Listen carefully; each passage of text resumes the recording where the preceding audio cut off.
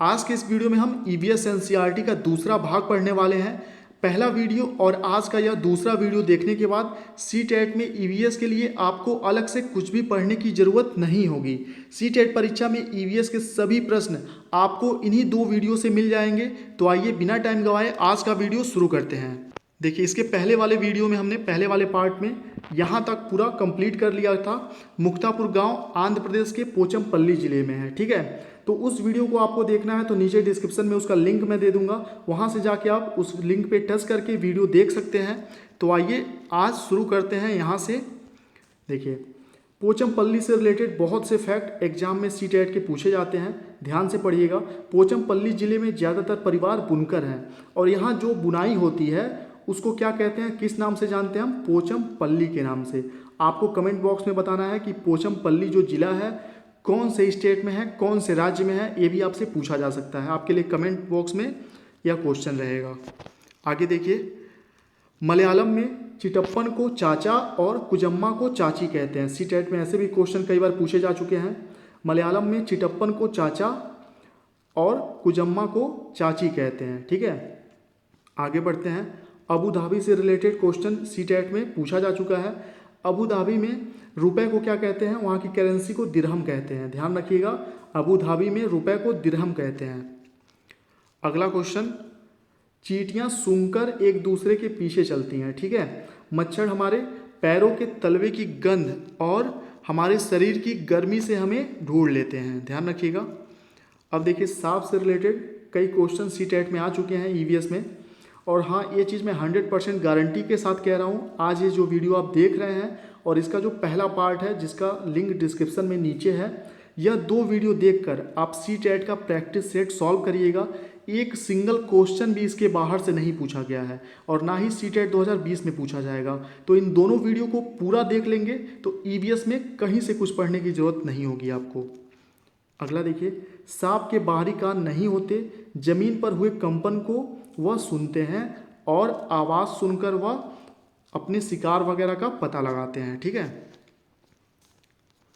अगला देखिए, बाघ अंधेरे में हमसे 6 गुना बेहतर देख सकता है। बाघ की मूछें हवा में हुए कंपन को भांपती हैं और बाघ का जो गुर्राना होता है उसकी आवाज़ होती है वह हम 3 किलोमीटर दूर से ही सुन सकते हैं। इसमें क्वेश्चन कैसे पूछा जाएगा मैं आपको बता दूं। देखिए, बाघ के बारे में दे देगा क्वेश्चन कि बाघ के बारे में कौन कौन से कथन सही हैं। तो 4-5 ऑप्शन रहेंगे, उसमें से 3 सही रहेंगे। तो हमसे 6 गुना बेहतर देख सकता है, कहाँ पे? अंधेरे में, ठीक है। पहला फैक्ट ये हो गया। दूसरा, उसकी बाघ की मूछें हवा में हुए कंपन को भांपती हैं, ठीक। और बाघ का आवाज़ या गुर्राना 3 किलोमीटर दूर तक सुना जा सकता है, ठीक है। 3 फैक्ट याद रखिएगा। और जो जानवर रात में शिकार करते हैं वह हर चीज़ को किस रंग में देखते हैं? सफ़ेद और काले में, ध्यान रखिएगा। सफ़ेद और काले रंग को ही सिर्फ देख पाते हैं वो।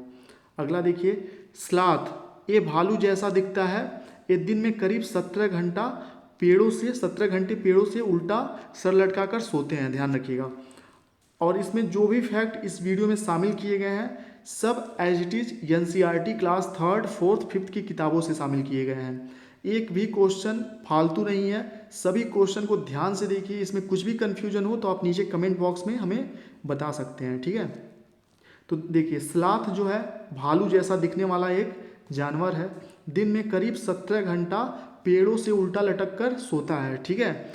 और अपने पूरे जीवन काल में ये जिस पेड़ पे रहता है उसके पत्ते खाता है और पूरे जीवन काल में लगभग 40 वर्ष में सिर्फ 8 पेड़ पर, लगभग 40 वर्ष के अपने पूरे जीवन में यह 8 पेड़ों पर ही घूम पाते हैं। और जिस पेड़ पे रहते हैं तब तक रहते हैं जब तक पूरे पत्ते उसके खा नहीं लेते, ठीक है। तो 40 वर्ष में सिर्फ 8 पेड़ों पर ही घूम पाता है ये। अगला देखिए, बहुत ही स्लो मतलब ये जानवर होता है, आपने डिस्कवरी वगैरह में देखा भी होगा। अगला देखिए, उत्तराखंड का जिम कॉर्बेट नेशनल पार्क और राजस्थान के भरतपुर जिले में घाना, इन 2 जगहों पर शिकार करना मना है। क्वेश्चन आपसे पूछा जा सकता है कि घाना नेशनल पार्क कहाँ पे, कौन से राज्य में है या कौन से ज़िले में है? तो घाना जो है राजस्थान के भरतपुर ज़िले में है और जिम कॉर्बेट नेशनल पार्क जो है उत्तराखंड में है, ध्यान रखिएगा। अगला देखिए, सपेरों की एक जात को कालबेलिया कहते हैं। क्वेश्चन आपसे पूछा जा सकता है, एग्जाम में आया भी है कि सपेरों की एक जाति है, उसको क्या कहते हैं, कालबेलिया कहते हैं। ठीक है, कालबेलिया। अगला देखिए, नागगुफन, यह रंगोली दीवारों को सजाने के लिए सौराष्ट्र, गुजरात और दक्षिण भारत में प्रयोग में लाई जाती है। ठीक है, नागगुफन एक प्रकार की क्या है, रंगोली है। और यह कहाँ पे यह इस रंगोली का यूज किया जाता है, सौराष्ट्र में, गुजरात में और दक्षिण भारत में, ध्यान रखिएगा। और एक चीज़ मैं आपको बता दूं ताकि आप एग्जाम में धोखा ना खाएं। ठीक है, देखिए 2018 का क्वेश्चन पेपर ईवीएस का आप उठा के देखेंगे तो उसमें एनसीईआरटी के क्लास 3rd 4th 5th से कोई क्वेश्चन नहीं आए। उसमें क्वेश्चन आ गया था एसएसटी क्लास 6 7th और 8th क्लास से क्वेश्चन पूछ लिए गए थे और बेसिक साइंस के क्वेश्चन पूछ लिए गए थे। तो अगर आपको 100% गारंटी के साथ सीटेट क्वालिफाई करना है तो 3, 4 और 5 के एनसीईआरटी के ईवीएस को पढ़ने के साथ साथ एनसीईआरटी के 6, 7, 8 की जो किताबें हैं सोशल साइंस की और बेसिक साइंस की, इसको भी जरूर एक बार पढ़ लीजिए, देख लीजिए। ठीक है, और आप चाहते हैं इनसे रिलेटेड सभी नोट्स आपको पीडीएफ में कम समय है एक जगह मिल जाए तो आपको सिर्फ 100 रुपये फीस पे करके 7905352723 पर व्हाट्सएप पे मैसेज करना है सीटेट 2020 लिख के।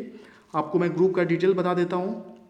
आप व्हाट्सएप पे मैसेज करेंगे सीटेट 2020 लिख के तो यहाँ पे आपको इस ग्रुप में ऐड कर दिया जाएगा। फीस पे करने के बाद फीस कैसे पे करना है मैं व्हाट्सएप पे आपको बता दूंगा।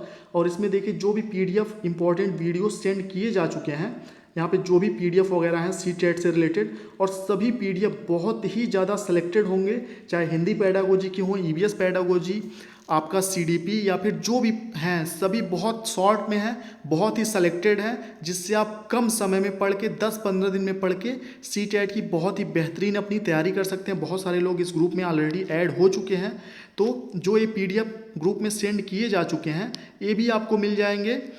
ठीक है, पर्सनल में मैं सेंड कर दूंगा आपको जो भी ग्रुप में पहले सेंड किया जा चुका है। तो आप जल्द से जल्द इस पर व्हाट्सअप कर सकते हैं। नंबर एक बार और मैं बोल देता हूँ, 7905352723 ये व्हाट्सअप का नंबर है। इस पर आपको सीटेट 2020 लिख के मैसेज करना है।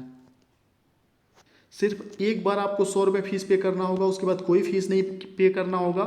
पूरा एसएसटी का 6, 7, 8 साइंस, ईवीएस सभी सब्जेक्ट के जो सेलेक्टेड नोट्स हैं आपको मिल जाएंगे। आगे देखते हैं, ये उन लोगों के लिए जो जॉब वगैरह करते हैं, टाइम कम है उनके पास, ठीक है, तैयारी के लिए, तो ग्रुप में जुड़ जाएंगे, काफ़ी बेनिफिट होगा आपको। हमारे देश में पाए जाने वाले सांपों में केवल 4 तरह के सांप ही जहरीले पाए जाते हैं। पहला नाग, दूसरा करैत और तीसरा दुबैया और चौथा है अफाई। देखिए हो सकता है स्थानीय स्तर पर आपके यहाँ इन सांपों को किसी दूसरे नाम से जानते हो आप। ठीक है, हो सकता है नाग को कहीं पे गेहुअन बोलते हैं, कुछ और नाम से जानते हैं, लेकिन सिर्फ यही 4 प्रकार के भारतीय सांप हैं जो जहरीले होते हैं, ध्यान रखिएगा, याद कर लीजिए, नाग, करैत, दुबैया और अफाई। ठीक है, आगे बढ़ते हैं। सांप जब काटता है तो 2 खोखले जहर वाले दांतों से उस व्यक्ति के शरीर में जहर चला जाता है।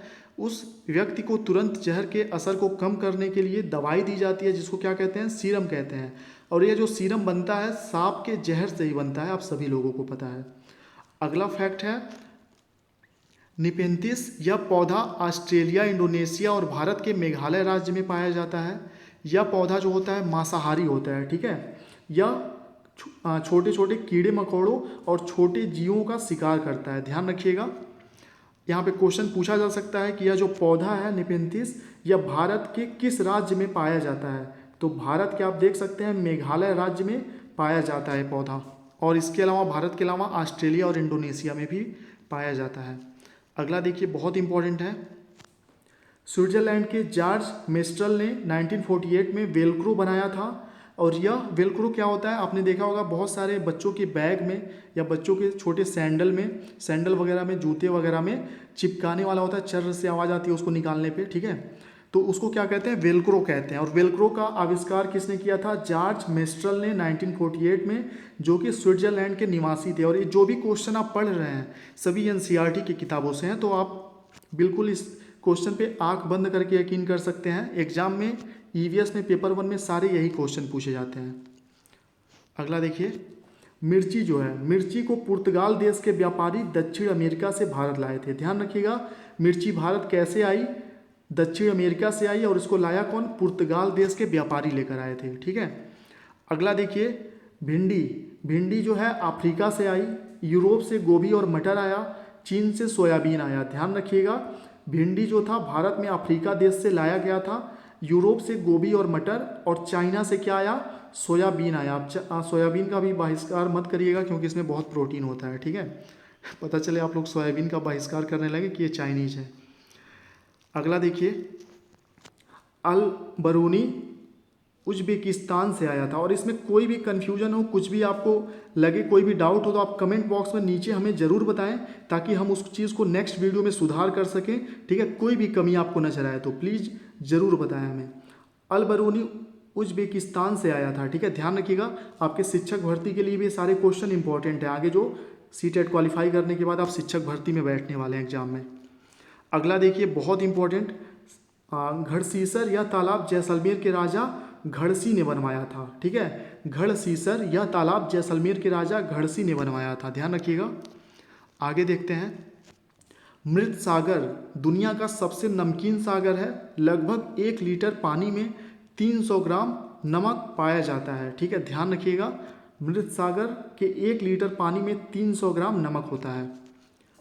आगे देखिए, सिनकोना पेड़ की छाल से मलेरिया की दवाई बनाई जाती है। क्वेश्चन पूछा जा सकता है कि किस पेड़ की छाल से मलेरिया की दवाई बनाई जाती है, तो सिनकोना पेड़ के छाल से। ठीक है, पहले के लोग इसको उबालकर डायरेक्ट पी लेते थे। आगे देखते हैं, अनीमिया, अनीमिया यह रोग हीमोग्लोबिन या आयरन की कमी से होता है। और अनीमिया रोग होने पर हम क्या खाते हैं, क्या खाना चाहिए, गुड़, आंवला और हरी पत्तीदार सब्जियां। ठीक है, जरूर खाना चाहिए। अगला देखिए, रोनाल्डो रोस ने बताया कि मलेरिया मच्छर से फैलता है। यह भारतीय मूल के थे। रोनाल्डो रोस ने ही सबसे पहले बताया था कि जो मलेरिया रोग फैलता है मच्छर के काटने से फैलता है। और रोनाल्डो रोस कहाँ के निवासी थे, भारतीय मूल के निवासी थे। ठीक है, ध्यान रखिएगा। अगला देखिए, मिजोरम में मिजो भाषा बोली जाती है। जैसा कि आपको पता होगा मिजोरम में मिजो भाषा बोली जाती है। अब देखिए अगला इंपॉर्टेंट है, पहाड़ से जब उतरते हैं तो पर्वतारोही इस प्रक्रिया को क्या बोलते हैं, रैपलिंग बोलते हैं। पहाड़ से उतरने को रैपलिंग बोलते हैं। अब अगला देखिए, बछेंद्री पाल से रिलेटेड क्वेश्चन बहुत बार पूछा गया है। बछेंद्री पाल जो है पहली भारतीय महिला थी जो माउंट एवरेस्ट पर चढ़ी थी और संसार की 5वीं ऐसी महिला बनी। ठीक है, यह भारत की पहली और विश्व की 5वीं महिला थी जो माउंट एवरेस्ट पर चढ़ी थी। ठीक है, ध्यान रखिएगा। अगला देखिए, बछेंद्री पाल गढ़वाल यानी कि उत्तराखंड की निवासी हैं।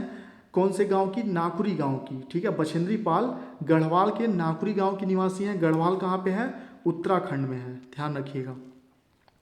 अगला फैक्ट है कि बछेंद्री पाल 23 मई 1984 यानी कि 1984 को दिन के 1:07 पर 8900 मीटर ऊंची चोटी माउंट एवरेस्ट पर, जिसको नेपाली भाषा में सागर मथा कहते हैं, कदम रखा था। ठीक है, ध्यान रखिएगा कि नेपाली भाषा में माउंट एवरेस्ट को क्या बोलते हैं, सागर मथा। बहुत इंपॉर्टेंट है। अगला देखिए, गोलकोंडा का किला 2018 में यही एक क्वेश्चन आया था, सिर्फ एनसीईआरटी के 3, 4, 5 के किताब से सिर्फ एक क्वेश्चन 2018 में आया था। तो इसलिए धोखा ना हो, इसलिए 6, 7, 8 का सोशल साइंस जरूर पढ़ लीजिएगा, भले ही पेपर 1 आप दे रहे हों। और साइंस भी पढ़ लीजिएगा, बेसिक साइंस। हो सकता अभी ना काम आए सीटेट में, आगे काम आ जाए, लेकिन काम जरूर आएगा। अगला देखिए, गोलकोंडा के किले में सन 1518 से 1687 यानी कि 1518 से 1687 तक यहाँ कुतुब शाही सुल्तानों ने एक के बाद एक राज किया था। ध्यान रखिएगा। अगला देखते हैं, नील आर्मस्ट्रांग चांद पर उतरने वाले पहले व्यक्ति थे। ठीक है, नील आर्मस्ट्रांग जो हैं चांद पर उतरने वाले पहले व्यक्ति थे, ये सभी को पता है, लेकिन कौन से सन में गए थे ये इंपॉर्टेंट है, बहुत कम लोगों को याद होगा। 1969 में गए थे। ठीक है, याद रखिएगा सन। मुंबई से दिल्ली 1400 किलोमीटर है। अब आप सोचेंगे किलोमीटर क्यों बता रहे हैं, क्योंकि एनसीईआरटी की किताबों में चीज़ है और इस टाइप की भी चीज़ें पूछी जा सकती हैं। अगला देखिए, लेह लद्दाख, बहुत ही इंपॉर्टेंट क्वेश्चन आपके सामने आने वाला है। लेह लद्दाख में घर की निचली मंजिल पर खिड़की नहीं होती।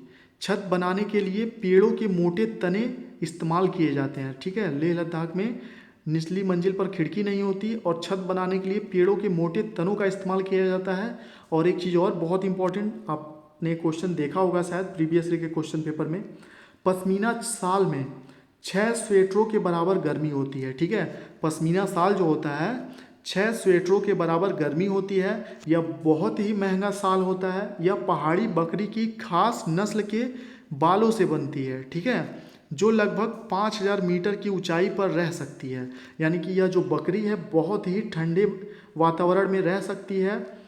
और एक पश्मीना साल को बनाने में 250 घंटे लगते हैं। भारत का मतलब विश्व का समझ लीजिए सबसे महंगा साल होता है पश्मीना साल, बहुत ही फेमस है। और यह जिस बकरी के नस्ल से बनती है वह लगभग 5000 मीटर की ऊंचाई पर रह सकती है। ठीक है, ध्यान रखिएगा, 6 स्वेटर पहनने और एक पश्मीना साल आप पहनने बराबर है।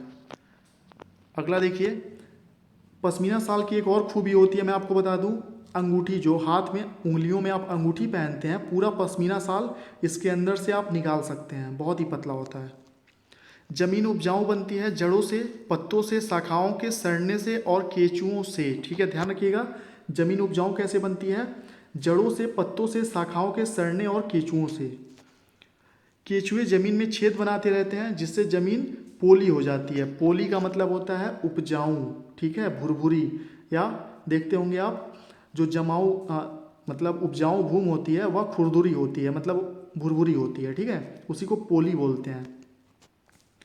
अगला देखिए, झूम खेती, एक फसल काटने के बाद जमीन को कुछ समय के लिए खाली छोड़ देते हैं, उस पर खेती नहीं करते। झूम खेती क्या होती है? सिर्फ एक साल में एक फसल बोते हैं, उसके बाद ज़मीन को खाली छोड़ देते हैं उपजाऊ होने के लिए। ठीक है, उसको झूम खेती कहते हैं। आगे देखते हैं, इस खाली जगह पर जो बांस या अन्य पौधे उग जाते हैं उन्हें उखाड़ते नहीं है, गिराकर जला देते हैं। यह राख खाद का काम करती है। ठीक है, झूम खेती के बारे में फैक्ट है। अगला देखिए, चराओ नृत्य। जो चराओ नृत्य है वह मिजोरम में होती है फसल काटने के बाद। ठीक है, अगला देखिए, ऑस्ट्रेलिया में रहने वाले ग्रेंगर मेंडल का जन्म 1882 यानी कि 1882 में हुआ था। ध्यान रखिएगा, ग्रेंगर मेंडल जो है वह खोज किस चीज़ का उन्होंने किया था? मटर के पौधे में कुछ ऐसे गुण होते हैं जो जोड़ियों में आते हैं, जैसे बीज का चिकनापन या खुरदुरा होना, पीला या हरा होना। ठीक है, तो बस CTET का EVS यहाँ पे आपका कंप्लीट हो गया। वीडियो को ज़रूर लाइक करें। ठीक है, क्योंकि आपके लाइक से हमें मोटिवेशन मिलता है आपके लिए नेक्स्ट अच्छी वीडियोज़ बनाने का। और चैनल पे नए हैं तो ज़रूर सब्सक्राइब करें। ठीक है, ताकि और भी जो इंपॉर्टेंट वीडियोज़ हैं वो मिल पाएँ आपको। घंटी का बटन भी ज़रूर प्रेस कर लीजिएगा। Thank you.